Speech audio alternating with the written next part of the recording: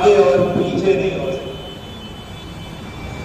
आज हमारा ये अकीदा और ज्यादा से ज्यादा मजबूत होना चाहिए। अल्लाह ने हमें जिंदगी बख्शी है, जिंदगी के साथ साथ हमें मौत भी आएगी। कब आएगी, किस वक्त आएगी, कहां आएगी, किस घड़ी आएगी, वो किसी इंसान को मालूम नहीं। अल्लाह रब्बुल इज्जत ने कुरान करीम में कहा है बारिश कब होगी तुम्हें पता नहीं है, इसका इल्म अल्लाह को है। क़यामत कब आएगी इसका इल्म अल्लाह को है। किसी को मौत कब आएगी इसका इल्म अल्लाह को। नबी अकरम जनाब मुहम्मद रसूलुल्लाह सल्लल्लाहु अलैहि वसल्लम तमाम नबियों से अफजल, तमाम नबियों के सरदार, 1 लाख जो